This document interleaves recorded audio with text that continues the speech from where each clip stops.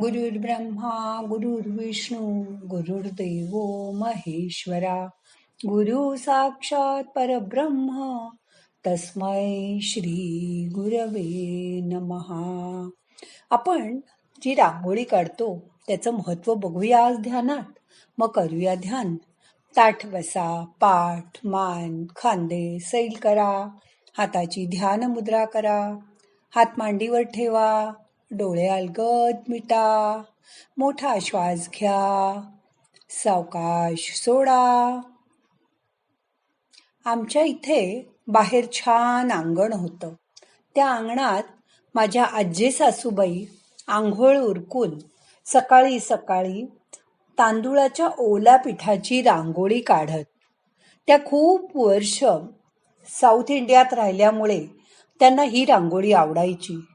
त्यांच्या सुरकुतलेल्या बोटांमधून भरभर पडणारी न तुटणारी ओल्या तांदूळाच्या पिठाची ओळ बघता बघता माझ्या समोर त्यांनी 10 पाकळ्यांचं कमळ तयार केलं. थोड्या वेळाने बेल वाजली. मी दार उघडलं. रोजचा भाजीवाला आला. तोपर्यंत आजी आत गेली सुद्धा होती. त्या भाजीवाल्याने आपली खाली टोपली ठेवली तर त्याचा थोडासा तोल जाऊन रांगोळीची एक पाकळी थोडीशी घासली गेली. अजून त्या पिठाच्या रांगोळीच्या ओळी सुकल्या नव्हत्या, त्यामुळे ती पाकळी जराशी विस्कटली. आजींनी एवढा वेळ खपून काढलेली रांगोळी जमतेम 15 मिनिटं झाली असतील तो विस्कटली. मी त्या भाजीवाल्यावर ओरडणारच होते, इतक्यात आजी बाहेर आली. तिने भाजी घेतली, पैसे दिले आणि ती परत आत सुद्धा निघून गेली. त्या विस्कटलेल्या रांगोळीकडे तिने थोडंसं पाहिलं, पण काहीच प्रतिक्रिया दिली नाही. मला मात्र हळहळ वाटली.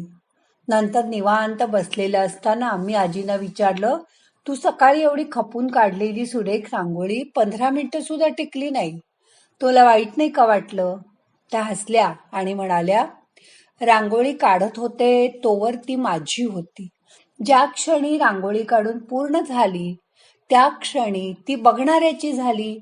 रांगोळी काढताना जो आनंदाची मला अनुभूती आली त्या आनंदाच्या अनुभूतीसाठी मी रांगोळी काढते. म्हणजे मग रांगोळी काढण्याचा उद्देश सफल झाला की नाही? इतकी मन लावून काढलेली सुरेख रांगोळी पूर्ण झाली त्या क्षणी त्या रांगोळीतून मी माझ्या स्वतःच्या भावना अलगद हाताने काढून घेतल्या, असं आजींनी मला सांगितलं. अगं, रांगोळीचा उद्देशच हा असतो. जीवन कितीही सुंदर असलं तरी ते रांगोळीसारखंच क्षणभंगूर आहे, हे स्वतःला दररोज बजावून सांगण्यासाठी अशी दारात रांगोळी काढायची असते. हे ऐकून मात्र मीच चाट पडले. प्रत्येक वेळी आपल्याला आपल्या मनाप्रमाणे सगळं मिळेलच असं नाही. एकदा एक राजा, लहानपणासारखी गोष्ट सांगते बर का. प्रत्येकाला असं वाटतं की आपल्याला मृत्यू येऊच नाही. समुद्र मंथनाच्या वेळी अमृत कलश निघाला.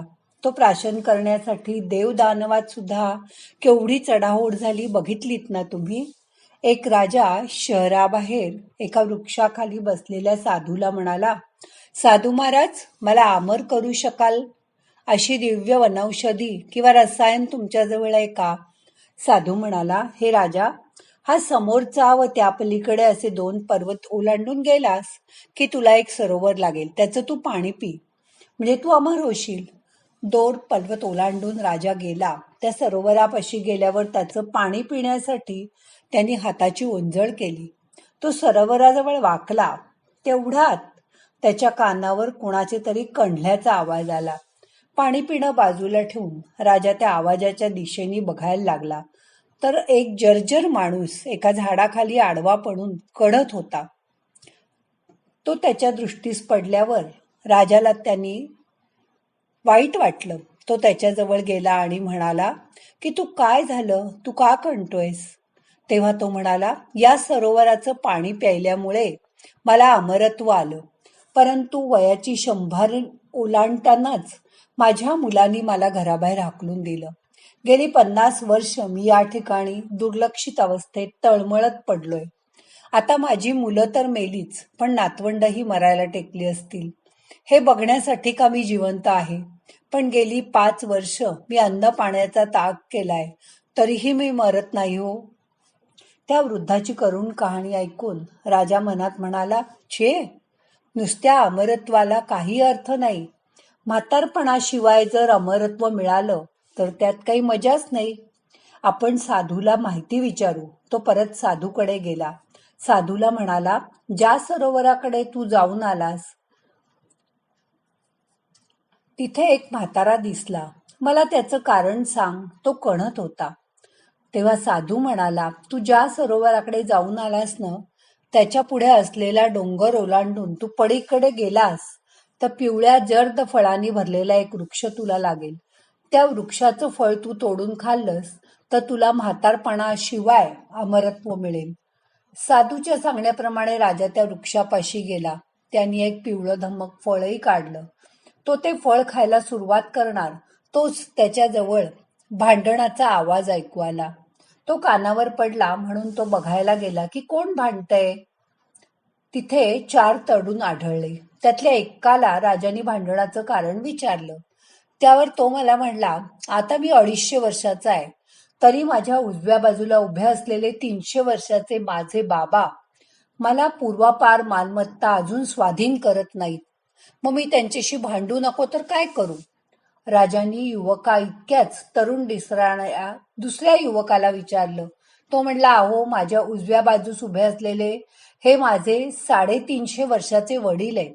ते मला संपत्ती देत नाहीत, तर मी भांडू नाही तर काय करू.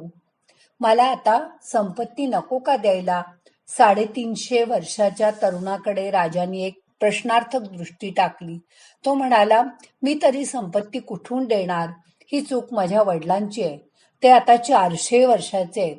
यावर राजा म्हणाला, पण एवढी संपत्ती असताना तुम्ही डोंगर दऱ्यामध्ये का वास्तव्य करताय. यावर ते पणजोबा म्हणाले, आमच्या घरात दिवस रात्र मालमत्तेवरनं भांडणं होतात. असं पाहिल्यामुळे गावकऱ्यांनी आम्हाला गावाबाहेर हाकलून दिलं. त्यामुळे आम्हाला इथे राहावं लागतंय. तो सगळा प्रकार पाहून राजा म्हणाला, म्हातारपणाशिवाय अमरत्व मिळालं तर तेही नकोच, कारण ते जास्तच भयंकर आहे. राजा पुन्हा साधूजवळ परत आला आणि म्हणाला, तुम्ही मला मृत्यूचं भय पटवून दिलत. मृत्यू आहे म्हणून जगात प्रेम आहे. अन्यथा माणसाच्या जीवावरच रोज उठली असती. साधू म्हणाला, मृत्यू टाळण्यापेक्षा मिळालेला दिवस, मिळालेला प्रत्येक क्षण भरभरून जगून घ्या. त्यातच खरा आनंद आहे. मृत्यूनंतरही उत्तम गती मिळेल. स्वतःला बदला आणि जगही कसं बदलेल त्याचा अनुभव करा. बघा, जमेल तुम्हाला. आता 2 मिनिटं शांत बसा. अटॅच तर होता येतं, पण आता डिटॅच होता आलं पाहिजे.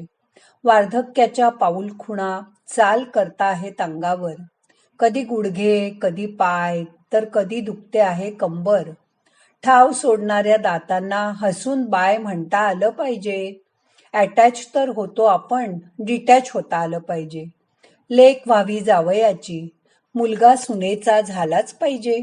आतापर्यंत आपलेच होते, आता एकमेकाचे झाले पाहिजे. नातवंडही त्यांची संपत्ती, एवढी समज यायला पाहिजे. अटॅच तर होता येतं, डिटॅच होता आलं पाहिजे. ज्यांनी दिलं आहे चोच, तोच देईल चारा पाणी. भरवणारे कोण आपण, तो आहे दुसरा कोणी. शरीर नश्वर आत्म्याशी त्या तादात्म्य होता आलं पाहिजे. अटॅच तर होता येतं, आता डिटॅच होता आलं पाहिजे. नवीन पाडव्याला हा नवीन नियम करा आणि त्याचा आनंद घ्या.